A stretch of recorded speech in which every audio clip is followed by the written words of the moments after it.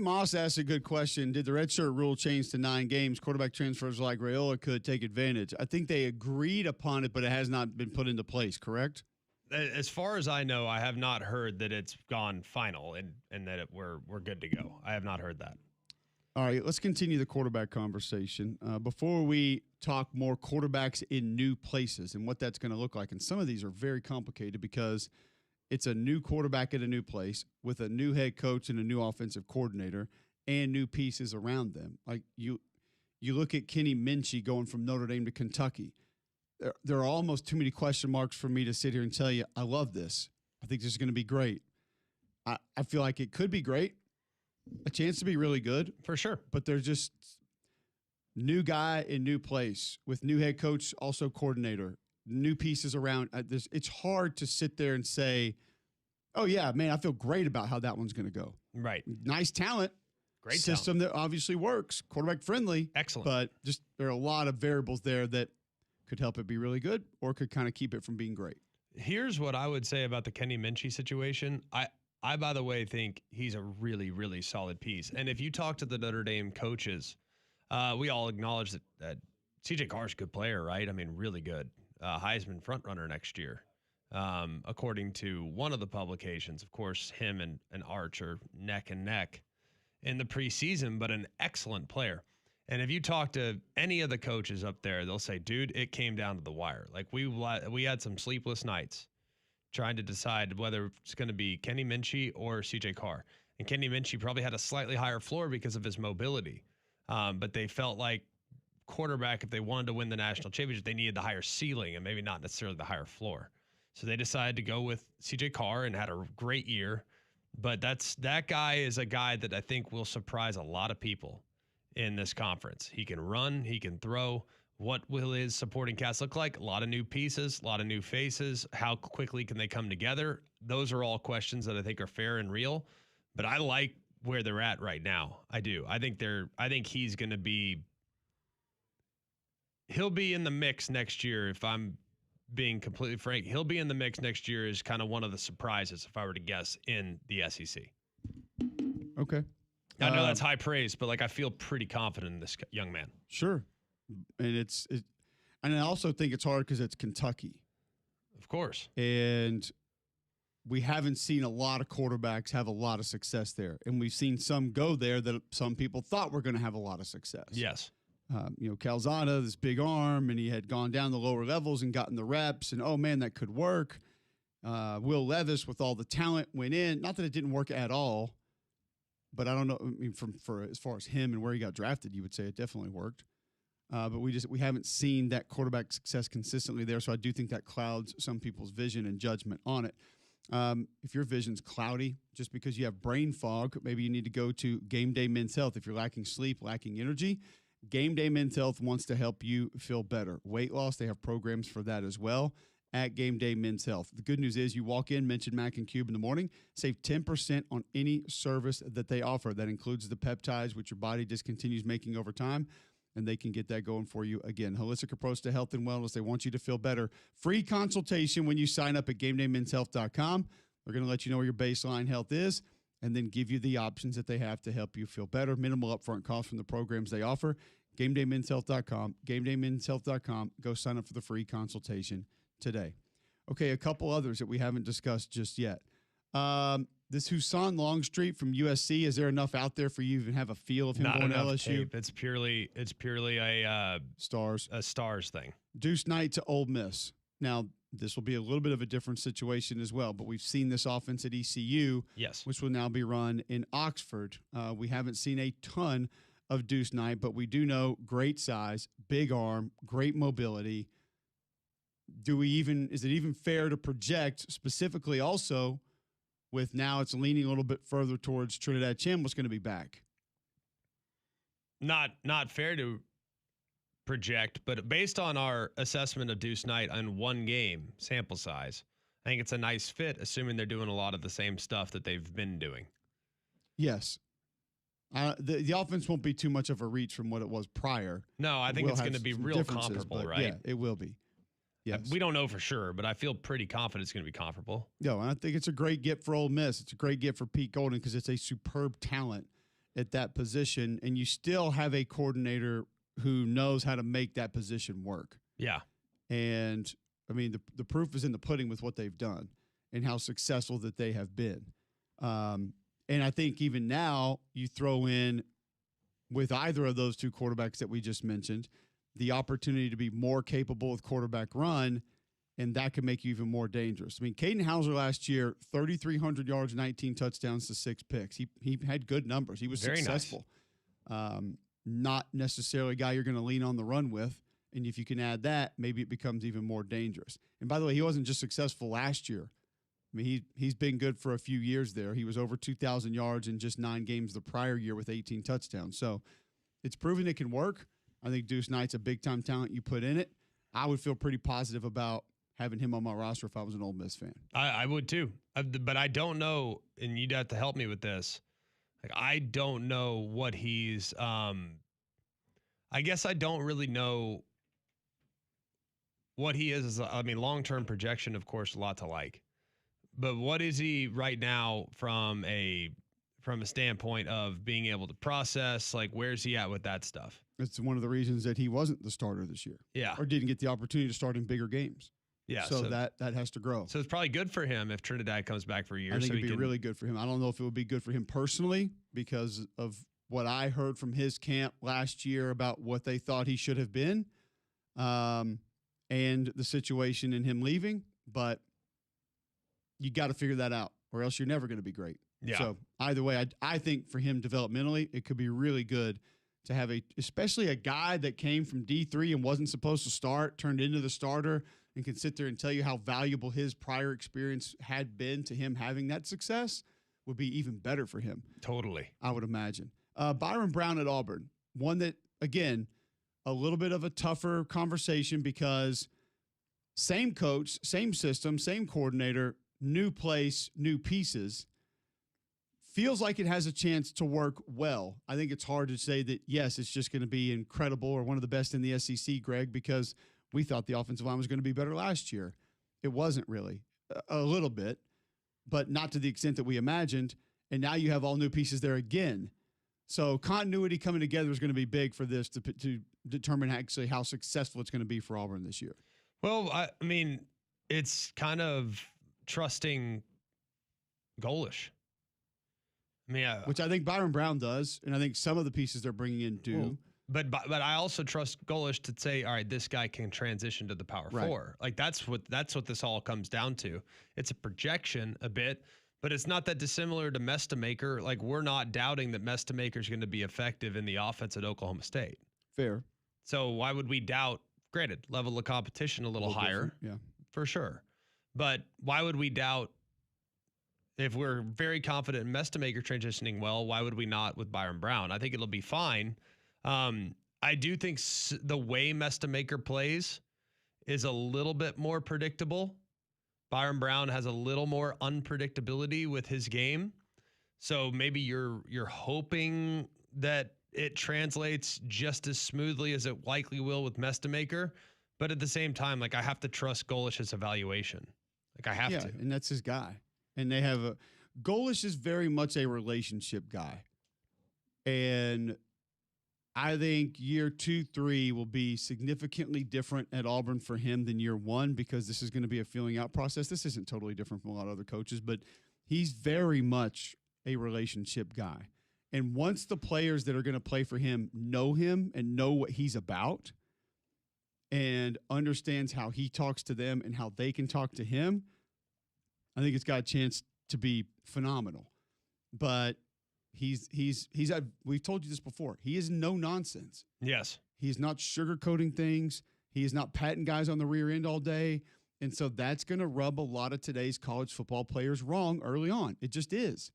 It's no different than a lot of these other coaches that go play. Like John Summerall is going to do the same thing in Gainesville. Guys are going to be like, who in the hell is this guy? I don't want to be around this. Because he's not playing. And that's how they win. But there's certain college football players today that can't manage that. Like, they can't take that. They can't take the hard coaching. Both of those guys are going to coach hard. And we'll see how many of them want to deal with it this year. But in the long run, I think it's going to be great for Auburn. I have 2 more questions. But I think in the South, like the Southern football player is different than that of other areas. Like if you're from Texas, if you're from the South, I think you're used to hard coaching. Am I crazy? Like I hope so. I just feel like if I wasn't getting yelled at in Pee Wee, I was like doing something wrong. I remember getting yelled at by my coach, Alan Adams, in Pee Wee. And like, that was the first time I'd ever been yelled at by a coach. God, Alan fought parents after games. Like, he was hardcore. Sounds like Alan put his hand in. We need Alan to come down and coach the O-line. No, I mean, literally, I remember him getting in a fist fight with a parent after. What? Yeah. Oh, yeah. Dead serious. What was the parent mad about? Playing time? You only had to play the kids.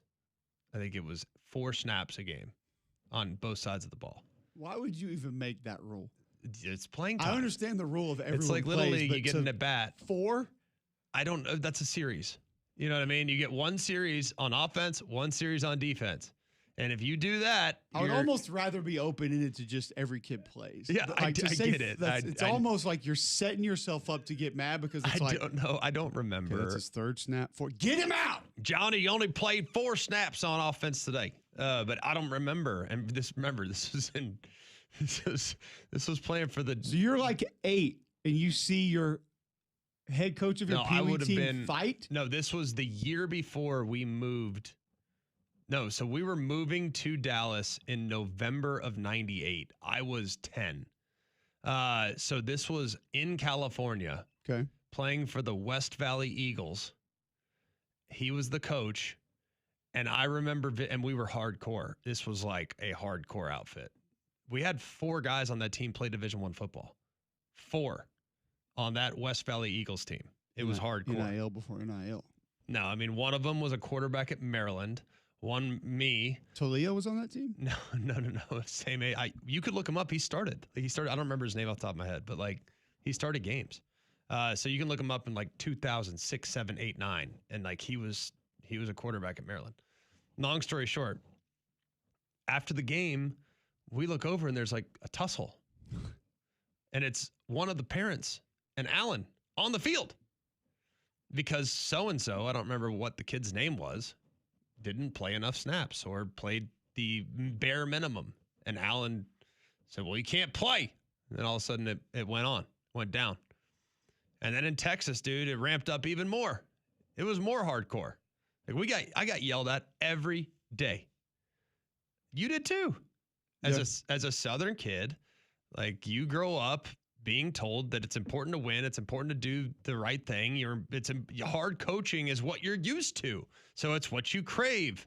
So I don't think that having a hardcore approach in this part of the country is bad at all under any circumstance. I'm gonna kind of take that, what you just said, and table it because there is an offshoot of the conversation you just started that I think is a much bigger problem today than people realize.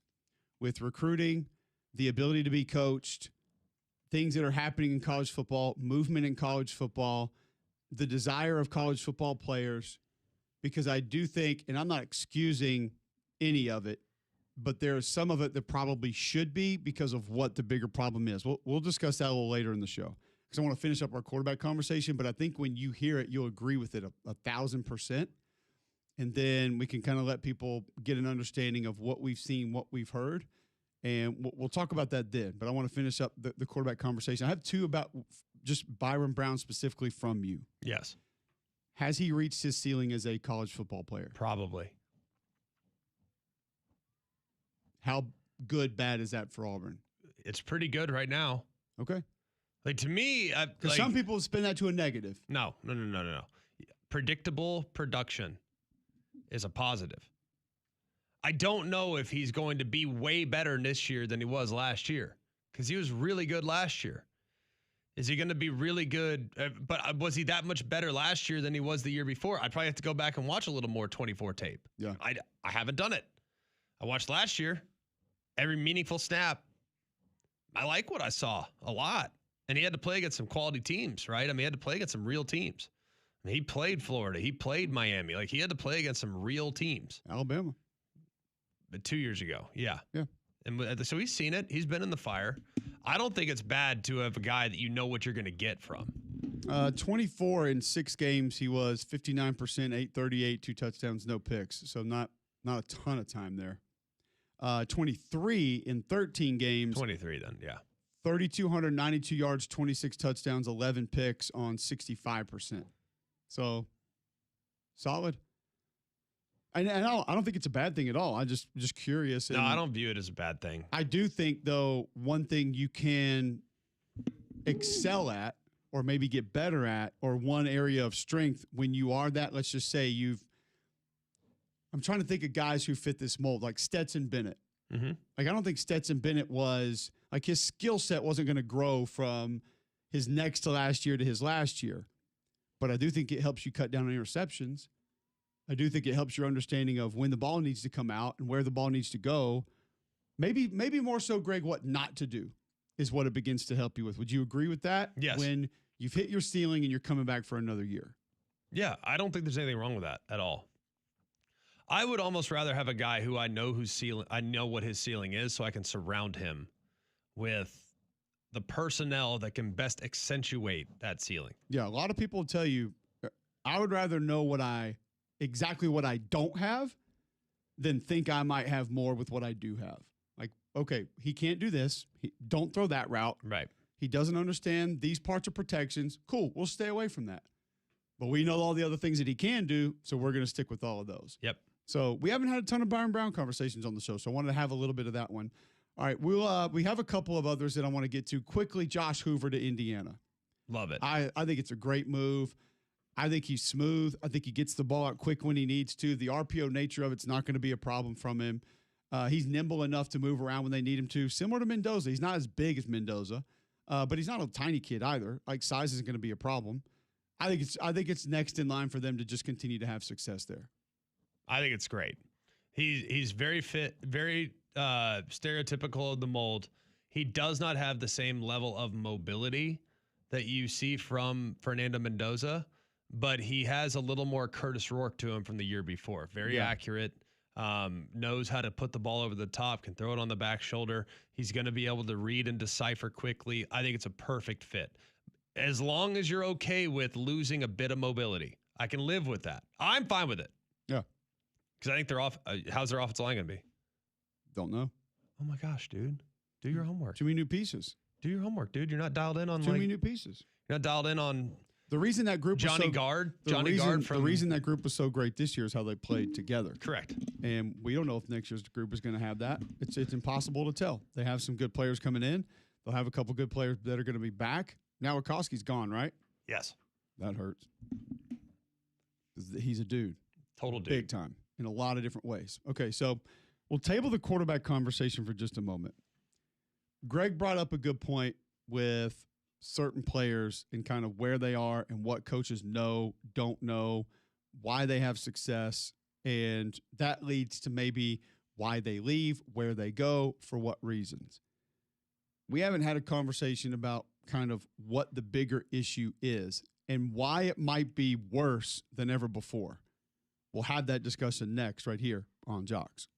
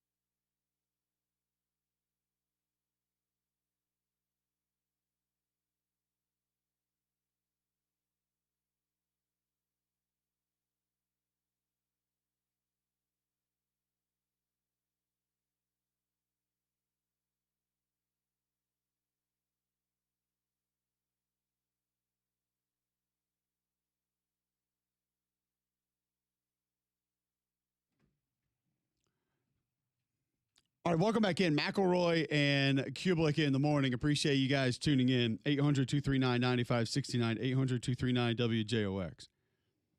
There have always been issues with handlers, so to speak. Parents, 7-on-7 coaches. No way. Trainers, the whole deal. When you talked about a little bit earlier, guys at their ceiling, and then what happens after that as to what coaches think they might be, can be. And then we had the Raiola conversation of waiting. And then we had the Deuce Knight conversation of waiting. And then guys accepting that, not wanting to do that, thinking they should be the guy where they are.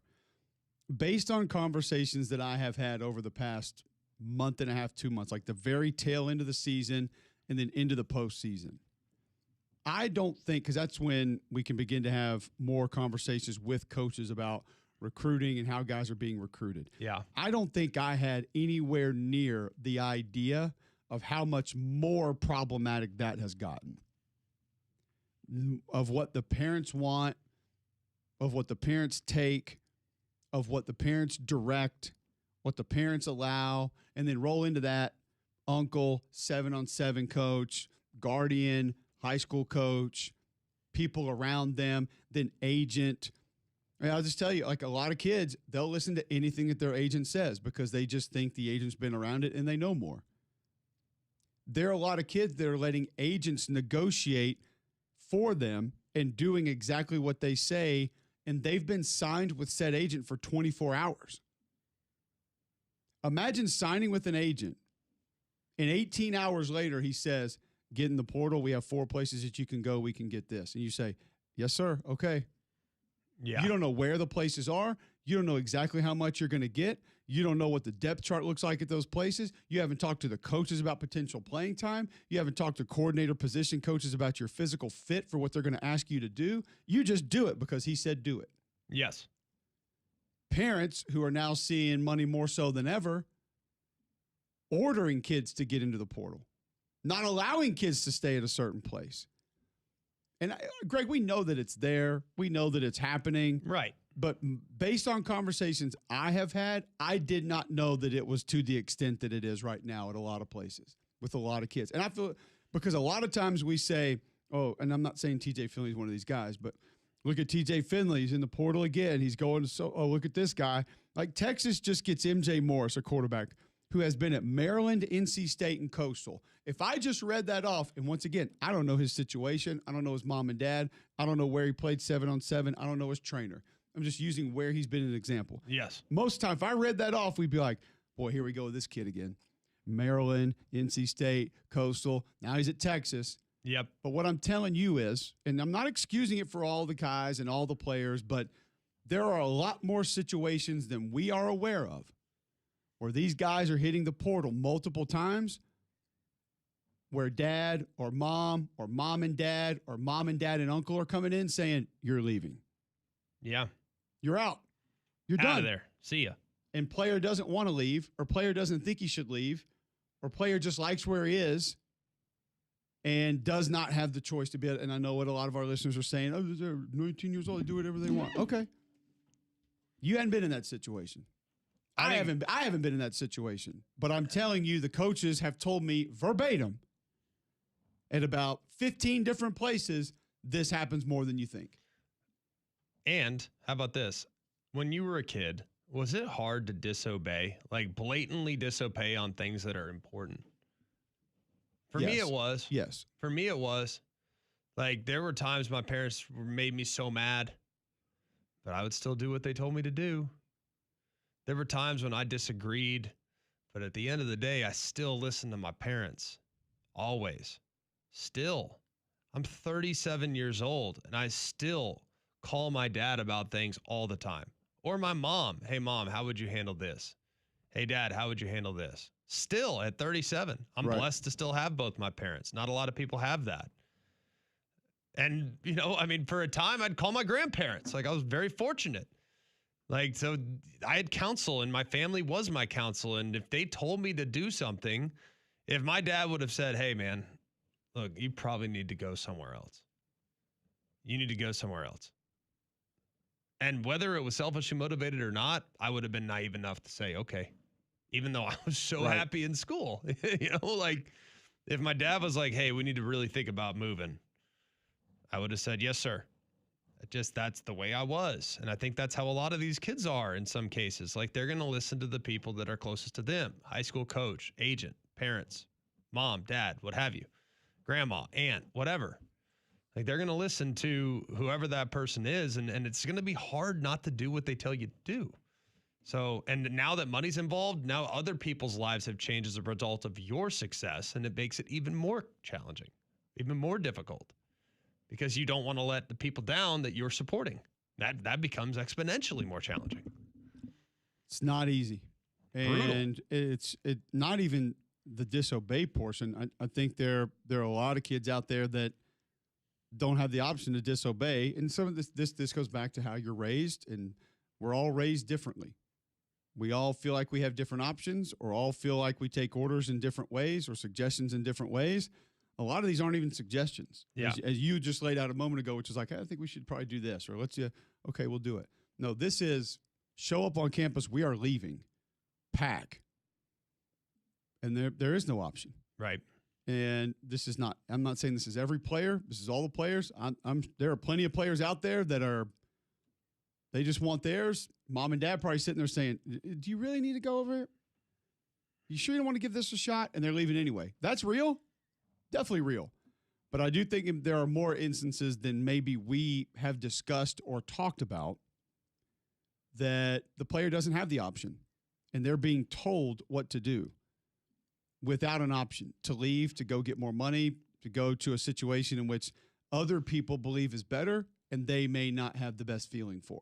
Yeah. It's sad. It's unfortunate. But it's just very real. It's very unfortunate, but it's also, at the end of the day, it's your career. And I would love to tell every kid, you have to do what's best for you. I'm not saying it's easy, but you have to do what's best for you, or else there'll always be regret, and there'll be a built-in resentment that you never want to come up when it comes to dealing with your family, relationships, what have you. But you're going to have that. It's possible for sure. So, I mean, like, okay, so Jody tweets in, if you're over 18 years old and a college athlete, you're not a kid anymore, quote unquote. Take your parents' thoughts under advisement, but need to make your own decisions. Generation of helicopter parenting has created 20-year-olds who can't think for themselves. Sounds good. Sounds awesome. But roll that over into elite athlete being trained as so, raised as so since 8, 10, 12.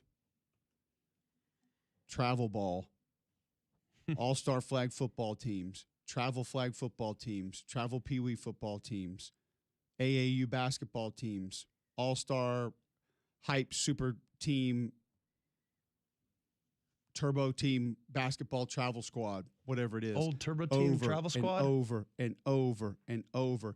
Going to one high school for football and another high school for baseball. You think it sounds dumb? Go look at what Austin Simmons did in high school.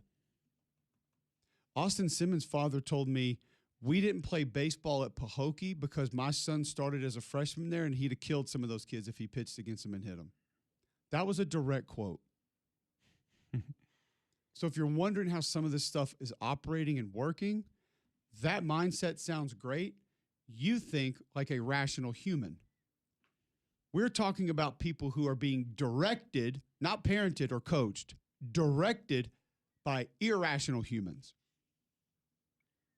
And therefore, those decisions are not made that way. So all we're saying is just try. I'm asking you to try in some standpoint, some certain instances, that this is the way things are happening. I know we're all big, bad, and tough enough to say, I'd have told my dad no. I'd have told my mama no. Not all raised that way. Some are raised as, listen, there are also different cultures out there that we are not a part of. You've heard, just like I have, Greg, the Polynesian culture and how the father's role in those families and how different that is. We can't relate to that because I wasn't raised by that. No. But I have heard multiple stories and multiple instances of how different that is and how disobeying that culturally is beyond wrong. completely unacceptable. So I'm not even talking from a parenting standpoint of what you're allowed to do or when you get grounded or how much screen time you have or when you get a cell phone. I'm talking culturally raised can be very, very, very different. Yeah. And this plays into this that we're discussing. 100%. And everybody's raised differently. Everyone's got a different approach. Everyone's got different. I think it sounds really, really good to say, yeah, I would have handled it differently. You don't know. You don't know. I can buy cigarettes. I'll make my move. Especially when you are an athlete, y'all. You are an athlete. What is it that you probably do well? Probably take to coaching. And you probably view certain people, coaches, trainers, that they got you there. 100%. That helped you get You're there. a 5-star elite quarterback. Like, you probably don't think like, look what I did. Yeah. Oh, you got me here. You bunch just rode my coattails. No, when you are a football player and or an athlete, you are a little bit subservient. Not even a little bit. You are. Like, you are told what to do. How many people have seen the movie Zoolander? It's been a minute. Raise your hand, John. What do male models do? They take instruction, right? And are ridiculously good looking. Ridiculously good looking. Ridiculously, yes. Really. And Hansel, so hot right now, Hansel. Yes. But there's like a moment in that movie where he goes, male models are the perfect killing machines because they take instruction. They're remarkably physically fit. They like all this stuff. It's not that dissimilar to athletes. Remarkably physically fit. They take instruction. Do what they're told. Listen, they don't call their own plays. Johnny Unitas isn't playing college football nowadays. Like, they run the play that's called. Like, to me, it's like you are kind of, as an athlete, like you kind of are a subservient. Like, you want to please. You want to do right. And you're trained that way from the time you're 5 years old and you start playing sports. Like, when Vince is out there and his coach tells him to pass, he passes. If coach is out there, tells him to shoot, he shoots. He's 6. Like, think that's going to change in the next 12 years? Think that's going to change 15 years? Like, if he's playing, God willing, college football, and the coach is like, you got to get rid of the ball faster. What do you think he's going to do? Probably get rid of the ball faster. You know what I mean? Like, if Judge Cubelic is out there and the coach tells him, hey, you're not strong enough in your upper body, what's Judge Cubelic going to do in the offseason? Hopefully grind on the bench. Like, that's how we're trained. So I don't think we're thinking about guys that are like leaving, they're not the most independent thinkers. We're not. As athletes, wish we were. We're just not. Just a thought on kind of where you took that conversation a few moments ago and where things are right now. And things are in a very different place right now in college football with how things are being handled, with where things are, with where things are going, because we don't know exactly where they're going. And that makes it even more difficult. So a couple other names through the portal. We'll begin to dissect some of the games coming up this weekend. Steve Wiltfong talks college recruiting with us as well later this hour. Before we get to that, Greg, tell our listeners about Polar Bear Services. Well, Polar Bear Service has been the one-stop shop, and we've used them for everything at our home, and they're on speed dial for a weekend like this. If, for whatever reason, our HVAC system stopped working, first phone call I make is to Polar Bear Services. I've done it before. It had been at my house on Christmas Eve a couple of years ago when the heater stopped working for whatever reason, fixed it. We had a super comfortable Christmas as a result. These are the guys that get it taken care of. Polar Bear Service has been serving our community for a long time. They've been serving our family for a while now, too. They always go the extra mile, and you need to make sure you have this number saved on a weekend like this. It's going to be dicey out there.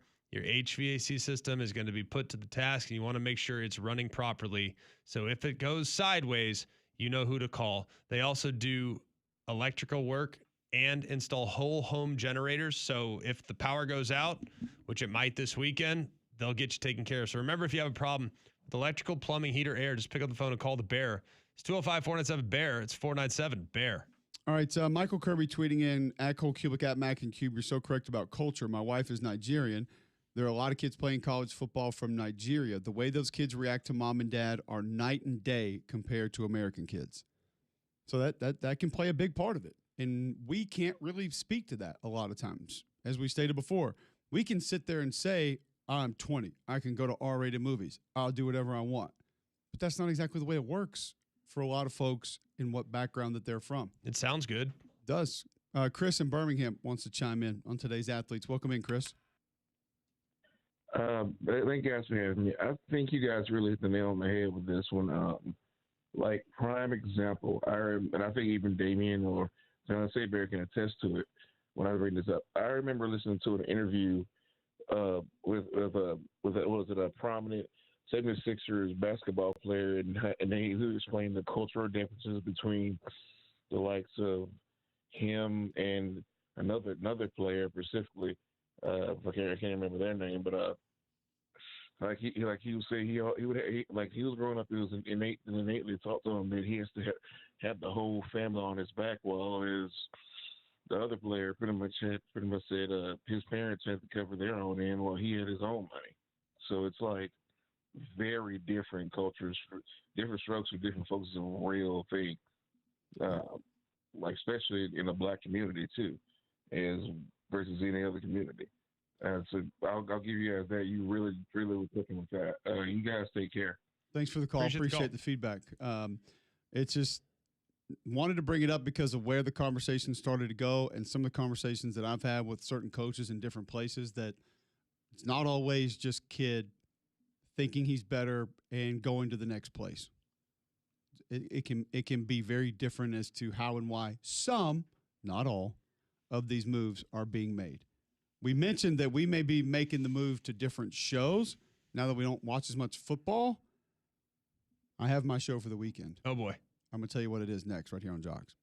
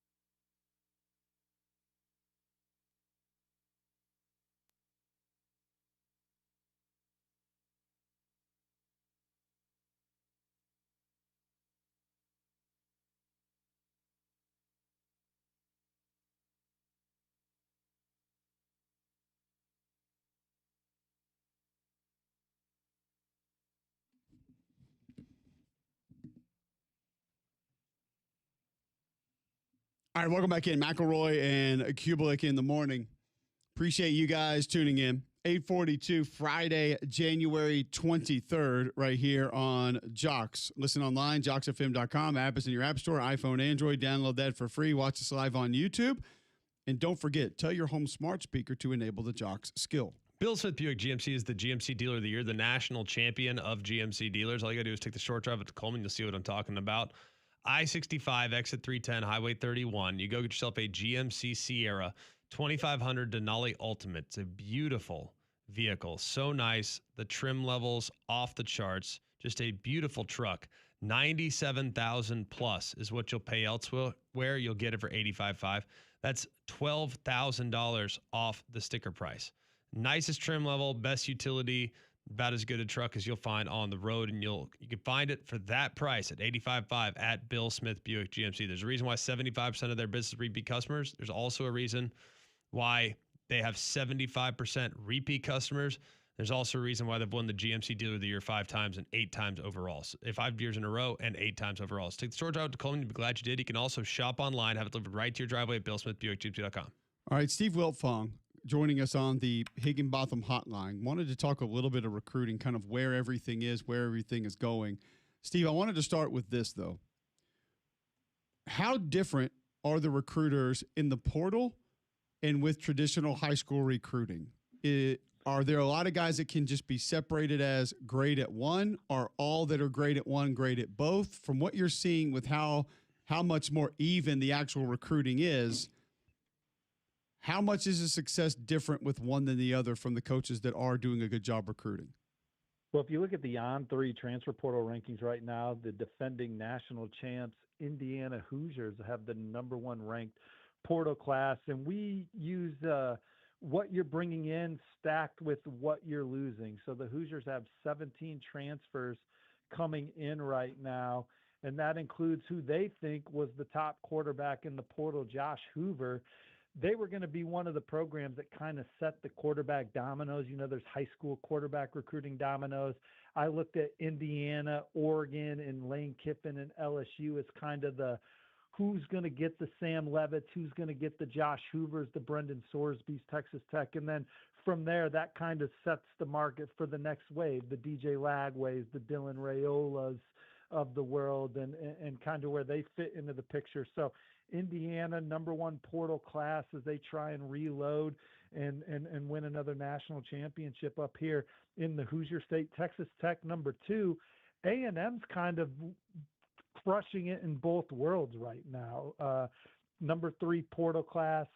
They have a top 10 recruiting class in 2026, #7. They'll have a chance to finish with the #1 ranked high school recruiting class in 2027. And someone asked me last night, how's the portal going to affect high school recruiting moving forward? And it's still tough to say, because when you look at the high school recruiting classes, these programs that you look at and say they're the ones competing for the national titles, they still took massive high school hauls. You know, USC 35 players, Notre Dame 30, Georgia 32, Oregon 21, Alabama. You get the picture, right? 25 to 30 kids from the high school ranks. But the portal is important to kind of maintain a roster to be competitive. So it's kind of eliminating more development within your program. Well, I mean, look at Miami's quarterback room, for instance, under the old setting. Emory Williams is your starter next year. Now it's Miami was relentlessly working to get a guy in the portal, and seems like, you know, they finally have that guy in the portal. But that's one of the major storylines of the off season right now, what's happening with Darian Menza and the Duke lawsuit and all of that. And Emory Williams, meanwhile, is long gone. I believe he's already at East Carolina, moving in and getting ready to get prepared for their spring ball. Looking at Alabama, there's some discrepancy with your class rankings and some other publications class rankings. Like, you see them at 15 in some places, y'all have them at 46. I don't know where they rank, but how would you assess their portal class overall? Right. And I think so part of that is kind of what they lost too again. So they're bringing in 17 guys that they're excited about. Our rankings also factor in who you lose. Right. And so that's we need to bring in a math professor to help us dive through that. But there's when you look at what they did, they got some guys on the offensive line that are talented, right? So you hope that in the new scene, Coach Cap in that program can get the best out of them. Racing Delgatti, what a name, comes in from Cal Poly. We'll see if he's ready to step up to the rigors of the SEC, but he was a sought-after guy that picked Alabama over Michigan and several others. Nick Brooks was a high-profile recruit that, quite frankly, when he was in high school, just chose the biggest NIL offer, which was Texas at the time. Now he's at Alabama and looking to get ingrained there. Ty Haywood at one point was committed to Alabama, but ends up going for the highest NIL offer himself, which at the time was Michigan. And so he's quickly in the portal and now back at the program that he probably wanted to play at the most, which I still think is one of the recipes for being the player you want to be on the college level. You're actually excited to be at that program. That was the one that you dreamed of playing at. You were committed there for a while. You got a modern opportunity to go play at another prestigious place, but it just wasn't where he wanted to be, and now he's at Alabama where he wanted to be. And Alabama's an interesting program because when you look at the teams that played for the college football playoff this year, I think the only team that had a homegrown quarterback, oh man, I've lost it. Julian Sand transferred in, but he was a short-term transfer from Alabama.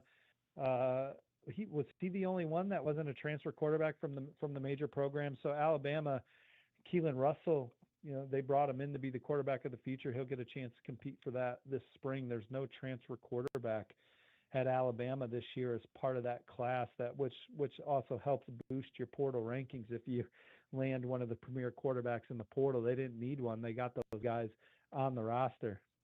Steve Wiltfong joining us on the Higginbotham Hotline, talking recruiting, both traditional and portal. You can follow him on Twitter at @SWiltfong_. Find his work at On3 and their network of recruiting and covering college football. I've seen you be very complimentary to Alex Golesh recently over social media with guys that are in the mix, guys that they've actually gotten on board. Give us sort of, from your lens, your view of covering recruiting, what Alex Golesh has done during his short tenure so far at Auburn. Sure. And you guys have probably talked about it at length on your show, and I'd love to hear your opinion, but I think they got the most proven, productive, best quarterback in the portal in Byron Brown when you're talking about a durability standpoint, because Sam Levitt, when he's on the field, he's an exciting player, but there's been some durability things that have limited what he was able to do at Arizona State as they tried to make a second straight run at a Big 12 title, and with that a college football playoff appearance.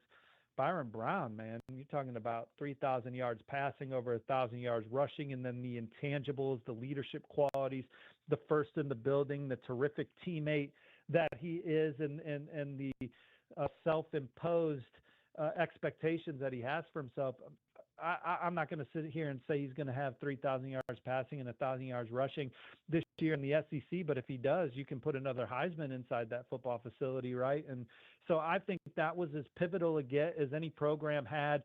When you're talking about an Auburn team that is starved for success, they had the top 10 recruiting classes. They had the support and resources to recruit top 10 high school recruiting classes.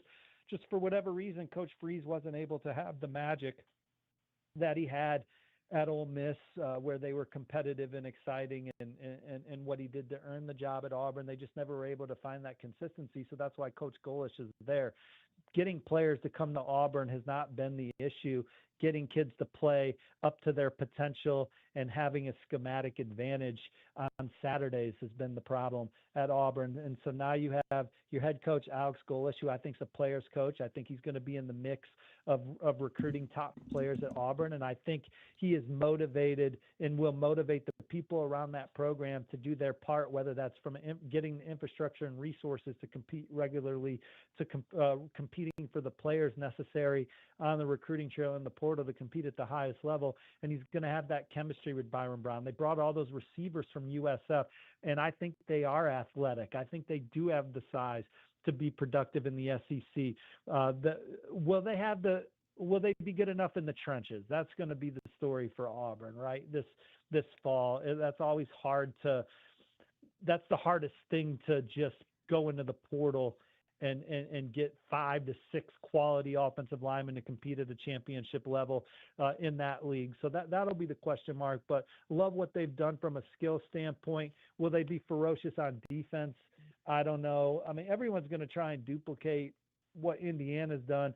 No one knows better than Kurt Signetti better in this conversation than Greg, and I could ask Greg a million questions, but he's captivated our state, has the cohesion with Coach Haynes, who I think is, if you're talking about a coordinator that maybe could be the next closest thing to Kirby Smart since we've had that, it would be Bryant Haynes at Indiana and Mike Shanahan, their OC, just the chemistry those guys have, having worked together so long, the way that they put their football team in position to have a schematic advantage, the way that they evaluate tape and know who fits what they're looking for from a upside standpoint as a football player is tremendous.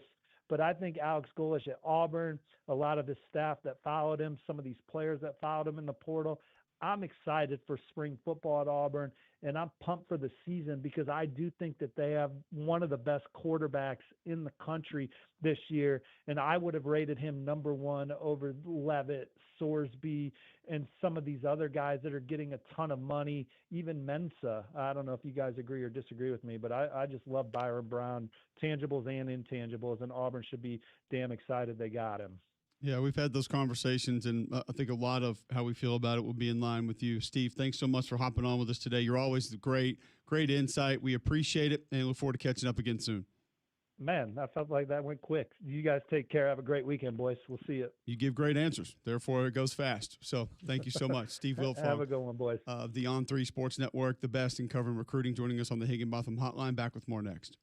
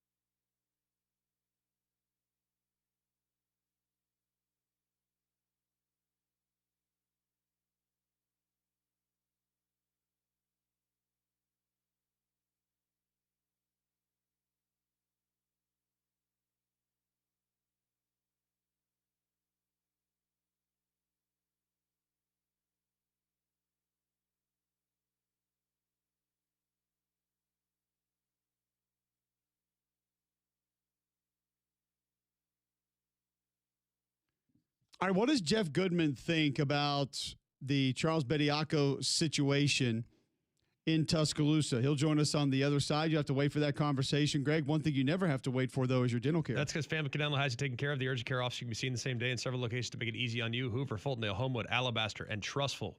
Get in today, free teeth whitening, and they can see you on Fridays and Saturdays. It's Family Care Dental, 874-9605. That's 874-9605.